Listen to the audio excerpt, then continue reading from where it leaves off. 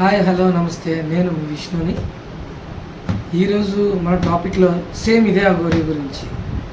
ఎందుకు మళ్ళీ ఇదే అఘోరి అంటే పార్ట్ 2 తీశాడు ఆయన. తీలా ఏదైతే మన శ్రీ త్రినేత్ర మీడియా ఉందో వాళ్ళే దీనిలో పార్ట్ 2 తీశారు. ఎందుకు ఇంత హైప్ చేస్తున్నారు, ఏం జరుగుతుంది అసలు? వీడియో చూస్తే జనరల్గా సామాన్య ప్రజలు కూడా అర్థమయ్యేది ఒకటే విషయం, దీన్ని కావాలనే చేస్తున్నారు. ఎట్లా అంటే అఘోరి, కొత్త అఘోరి లేడు, మీరు మోసపోవడానికి ఒక మనిషి లేడు, ఫ్యూచర్లో మళ్ళీ ఎవరు కూడా మాలాగా ఇబ్బందులు ఎదుర్కోకూడదు అన్న ఒకే ఒక్క ఉద్దేశంతో మాత్రమే నేను మీకు ఈ విషయాన్ని ఇంత క్షుణ్ణంగా చెప్తున్నాను. దయ ఉంచి వీళ్ళని నమ్మకండి. ఎవరన్నా వచ్చిన ఒక పూట భోజనం పెట్టండి, తప్పులేదు. డబ్బులు మాత్రం ఇవ్వకండి. ₹1 కూడా వాళ్ళు వద్దని చెప్పి ఏదో సోది చెప్తూ ఉంటారు. But don't send any rupee, don't give any rupee. డబ్బులు మాత్రంగా ఎవరికి ఏమీ ఇవ్వకండి. వీళ్ళు ప్రతిదీ వ్యాపారం కింద చేస్తున్నారు. ప్రజెంట్ అయితే మాత్రం ఎంత వ్యాపారంగా జరుగుతుందంటే కనీసం ఇదే మీడియా ఛానల్ వాళ్ళకు ఒక నెంబర్ ఇచ్చారు, వాళ్ళు రెస్పాన్స్ అవ్వట్లేదు. ఎందుకు ఇలా జరిగింది, ఈయన మహిమ ఏంటో చెప్పండి అని నేను అడుగుదామని చేశాను. కానీ ఆయన మహిమ ఎలా చూపిస్తున్నారు? ఒక చిన్న శివలింగంలో చేస్తాను, కర్పూరాన్ని వెలిగించాను. ఇది ఒక ట్రిక్, సైన్స్లో ఉండే ఒక చిన్న చిన్న ట్రిక్స్ ఇవన్నీ మనకి యూట్యూబ్లో చాలా చూసే ఉన్నాం మనం. ఈరోజు కొత్తగా ఏదో ఒక విభూతి పూసుకొచ్చినప్పుడు మనకి చెప్పాల్సిన అవసరం ఏం లేదు. In my point of view, ప్రతి బూది రాసుకున్నాడు లేకపోతే విభూతి రాసుకున్న ప్రతి ఒక్కడు అఘోరి కాడు. ఆడి లాస్ట్ మనకు ఒక శ్రీనివాస్ తగిలాడు కదా, అన్ని ఆ విషయాలన్నీ వాడి ద్వారా పూర్తిగా తెలుగు వర్షాలు బాగా అర్థమైంది. చాలా అంటే చాలా ఇబ్బంది పడి స్టిల్ ఇంకా ఆ బాధలోనే ఉన్నాం మేము ఇంకా. సో ఇలాంటి సమస్యలు ఎవరికి రాకూడదు, ఇలా ఎవరు ఇబ్బంది పడకూడదని మేము వీడియో చేసి ప్రజలకి చైతన్యపరుద్దామని నేను చేస్తున్నాను. ఒకటి, ఇతనికి ఎటువంటి నాలెడ్జ్ లేదు. కారణం ఏంటంటే లలితాదేవి అమ్మవారి ముందు కూర్చొని ఆడవాళ్ళని దూరంగా పో ఇలా అరవకూడదు. ప్రతి ఆడదానిలో అమ్మని చూడగలిగిన వాడే అఘోరి. ఇంకా చాలా పచ్చిగా ఉంటాయి వాళ్ళు చెప్పే లాంగ్వేజ్ ఒరిజినల్గా అఘోరీస్ అయితే. సో ఇలాంటి వాడైతే అఘోరీలు ఎప్పుడు కూడా ఆడవాళ్ళని దూషణ చేయరు. వాళ్ళే వచ్చి మీద పడితే వీళ్ళు వెళ్ళిపోతారు, కానీ ఆమెని పో అని అనరు. This is the first point. Second, ఇంకోటి ఏంటంటే శివలింగాన్ని తీసుకొచ్చి నీకు శ్రీశైలంలో అగ్నిలింగాన్ని చూపిస్తా ఉండడం చాలా అంటే చాలా ప్రమాదం. డైరెక్ట్గా శివుడితోనే పెట్టుకుంటున్నాడు. ఇది కరెక్ట్ పద్ధతి కాదు. 3, మనం ఏదైనా అగ్గిపుల్ల వెలిగించినా ఈ రోజుకి దాన్ని ఇలా చేత్తో విదిలించి ఆపడమో సంథింగ్ కింద పెట్టి నొక్కేయడం కానీ ఇలాంటివి చేస్తాం. నోటితో ఊదరు. ఇది మన సంస్కృతిలో ఒక భాగం. అగ్నిని భగవంతుడిగా చూస్తాం కాబట్టి భగవంతుడిని మన శ్వాసలోంచి వచ్చే ఎంగిలి ద్వారా ఆయన్ని మనం కించపరచకూడదనే ఉద్దేశంతో అగ్నిని గాలిలో మాత్రమే ఆపుతారు.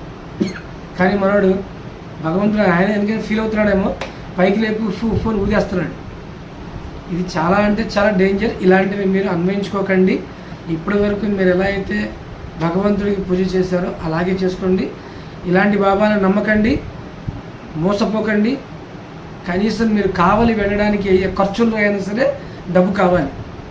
సో ఆ డబ్బులు కూడా మీరు వేస్ట్ చేయకండి. ఇలాంటి వాళ్ళని నమ్మకండి. వీళ్ళు ఎదిగే కొద్దీ సంఘానికి ధర్మరక్షకులు అయితే కాదు, అధర్మ రక్షకులు అవుతారు వీళ్ళు.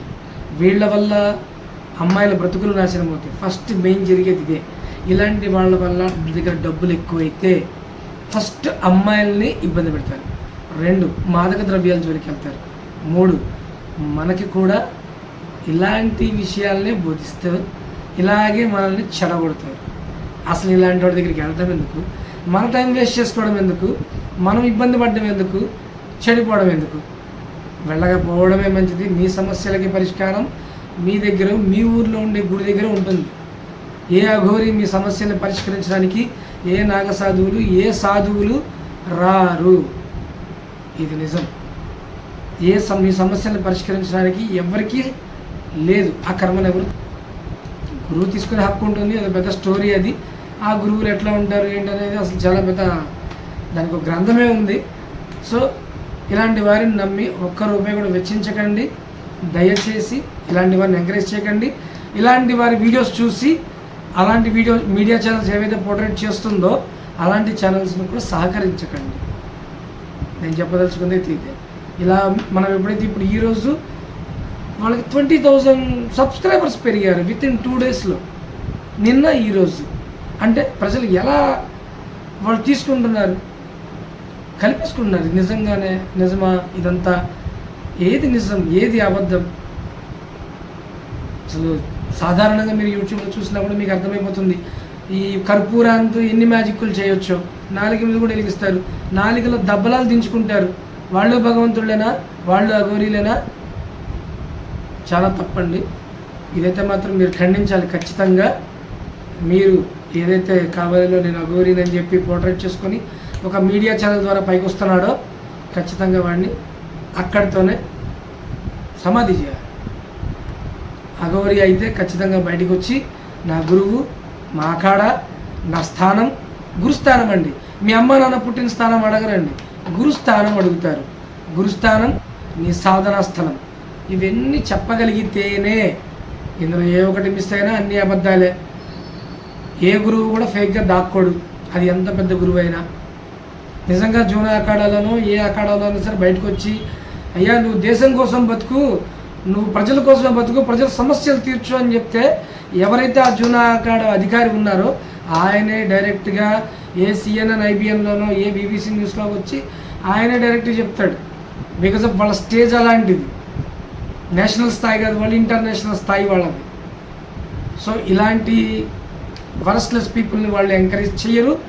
ఏ సంఘంలో ఎవరు ఏ వ్యక్తులకి ఉండే వాళ్ళ కోరికలు తీర్చడానికో వాళ్ళ ప్రాబ్లమ్స్ తీర్చడానికో ఏ అఘోరీలు ఏ నాగసాధువులు రారు. వాళ్ళు సంఘం కోసం మాత్రమే పనిచేస్తారు. మీ గుళ్ళకి ఏమైనా జరిగిందా, మీ బడికి ఏమైనా జరిగిందా, మీ ఊరికి ఏమైనా జరిగిందా, అప్పుడు అఘోరీలైనా నాగసాధువులైనా రెస్పాండ్ అవుతారు. అంతేగాని మీ పర్సనల్ సమస్యలకో, మీ ప్రేమ వ్యవహారాలకో, మీ డబ్బుల వ్యవహారాలకు వాళ్ళు రారు. దయించి గమనించండి, ఇలాంటి వాళ్ళని ఎంకరేజ్ చేయకండి, మీరు బాధపడకండి. ధన్యవాదాలు.